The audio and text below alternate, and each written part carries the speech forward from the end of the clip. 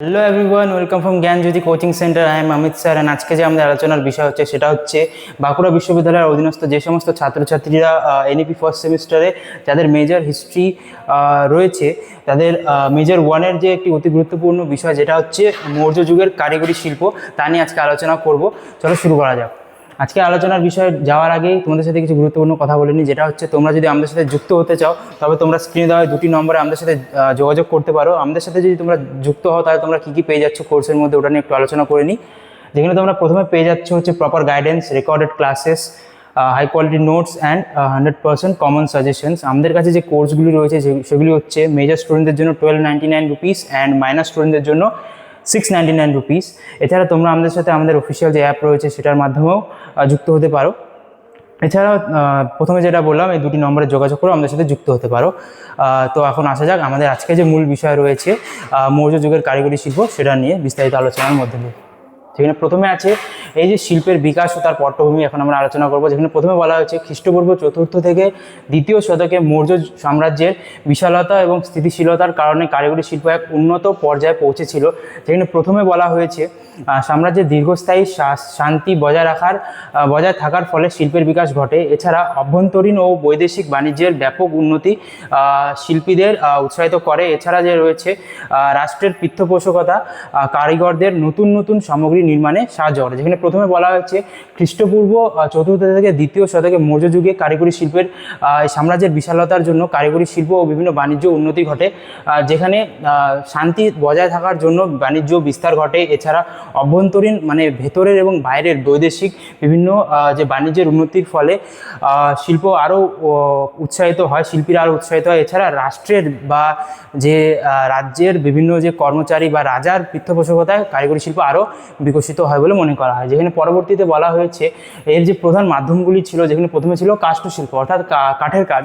যেখানে বলা হয়েছে মৌর্য যুগের শুরুতে কাঠই ছিল শিল্প ও স্থাপত্যের প্রধান উপকরণ, যে কাঠ দিয়ে সর্বপ্রথম বিভিন্ন ধরনের জিনিসপত্র তৈরি করা হতো। যেখানে পরবর্তীতে বলা হয়েছে বিখ্যাত পাটলিপুত্রের রাজপ্রাসাদ সম্পূর্ণ কাঠের তৈরি ছিল, যা এর স্থাপত্য শৈলীর জন্য প্রশংসিত। মানে প্রথমে যে পাটলিপুত্রের যে রাজপ্রাসাদ ছিল তা কাঠ দিয়েই সম্পূর্ণ তৈরি করা হয়েছিল।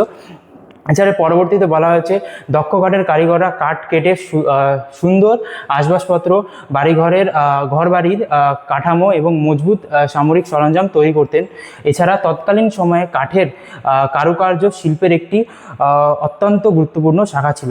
এই সময় বলা হয়েছে মৌর্য যুগে সর্বপ্রথম কাঠ দিয়ে সমস্ত কিছু তৈরি করা হতো, যেখানে বাড়িঘরের বিভিন্ন জিনিসপত্র, আসবাবপত্র, বিভিন্ন যন্ত্রপাতি, বিভিন্ন জিনিসপত্র কাঠ দিয়ে তৈরি করা হতো। এছাড়া সেই সময় কাঠের কারুকার্য শিল্পের একটি অত্যন্ত গুরুত্বপূর্ণ শাখা ছিল বলে মনে করা হয়।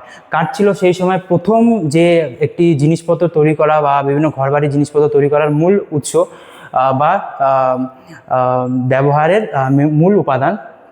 পরবর্তীতে যেটা রয়েছে সেটা হচ্ছে পাথর খোদাই ও ভাস্কর্য। এখানে বলা হয়েছে সম্রাট অশোকের সময় থেকে স্থাপত্যে কাঠের পরিবর্তে পাথরের ব্যবহার উল্লেখযোগ্যভাবে বৃদ্ধি পায়। এখানে সম্রাট অশোকের সময় থেকে পাথরের ব্যবহার, কাঠের পরিবর্তে পাথরের ব্যবহারও বিশেষ করে উন্নতি ঘটে বলে লক্ষ্য করা যায়। পরবর্তীতে বলা হয়েছে মৌর্য কারিগররা বিশাল পাথরের স্তম্ভ এবং অপূর্ব সুন্দর স্তম্ভ শীর্ষ যেমন সারনাথের সিংহ চতুর্মুখ তৈরি করেছিলেন। যেখানে বলা হয়েছে মৌর্য যুগে বিশাল পাথরের বিভিন্ন স্তম্ভ তৈরি করা হয়েছিল, যার মধ্যে বিশেষ লক্ষণীয় ছিল সারনাথের সিংহ চতুর্মুখ। এছাড়া রয়েছে বলা হয়েছে যে মৌর্য পালিশ স্থাপত্যের ব্যবহৃত পাথরগুলিকে এমনভাবে পালিশ করা হতো যে তা কাচের মতো চকচক করতো। এটি মৌর্য শিল্পের অত্যন্ত প্রধান বৈশিষ্ট্য ছিল। সেই সময় বলা হয়েছে যে মৌর্য পালিশ বা সেই সময় কাঠগুলিকে এমনভাবে পাথরগুলিকে এমনভাবে পালিশ করা হতো যেগুলি মনে হতো কাচের জিনিসপত্র। এটাই ছিল এই সময় প্রথমে কাঠের ব্যবহার শুরু হয়, তারপরে পাথরের ব্যবহার শুরু হয়। এর পরবর্তীতে আমরা দেখব হচ্ছে উত্তরে যে কৃষ্ণবর্ণের মৃৎপাত্র, সেগুলি এখন আমরা দেখব। যেখানে বলা হয়েছে মৃৎপাত্র ছিল এই যুগের অন্যতম গুরুত্বপূর্ণ ও বিস্তৃত কারিগরি শিল্প। যেখানে প্রথমে বলা হয়েছে যে এই সময় উত্তরের কৃষ্ণবর্ণের মৃৎপাত্র বা নর্দার্ন ব্ল্যাক পলিশড ওয়্যার উৎপাদন ব্যাপকভাবে উন্নতি পেয়েছিল। এই মৃৎপাত্রগুলি তাদের উচ্চ মান, অতুলনীয় মসৃণতা এবং চকচকে কালো রঙের জন্য বিখ্যাত ছিল। এই সময় যে মৃৎপাত্রগুলি তৈরি হতো সেগুলি খুব চকচকে হতো এবং মসৃণ হতো এবং কালো রঙের জন্য বিশেষ করে বিখ্যাত ছিল। এছাড়া শেষে বলা হয়েছে যে এটি তৎকালীন অভিজাত শ্রেণীর ব্যবহারের সামগ্রী হিসেবে বিবেচিত ছিল। সেই সময়কার যে অভিজাত শ্রেণী ছিল তারা এই সমস্ত যে বিভিন্ন কৃষ্ণবর্ণের মৃৎপাত্রগুলি সেগুলি বিশেষ করে ব্যবহৃত করতো বলে মনে করা হতো।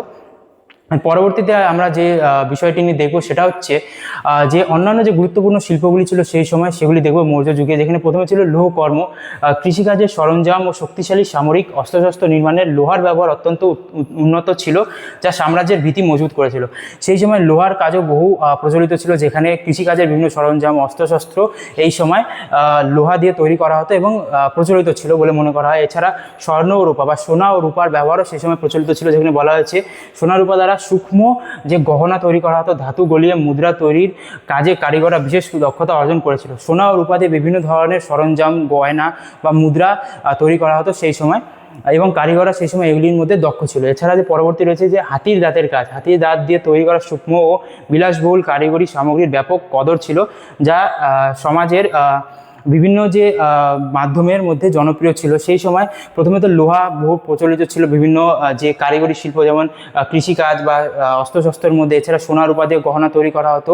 এছাড়া হাতির দাঁত দিয়েও বিভিন্ন ধরনের বিলাসবহুল জিনিসপত্র তৈরি করা হতো সেই সময়। এর পরবর্তীতে যেটা বিষয় রয়েছে কারিগরদের সংগঠন এবং অর্থনীতি। সেই সময় বিভিন্ন ছোটো ছোটো সংগঠন গড়ে উঠেছিল কারিগরদের মধ্যে, যেখানে প্রথমে ছিল বলা হয়েছে যে শ্রেণী ও বা গিল্ড।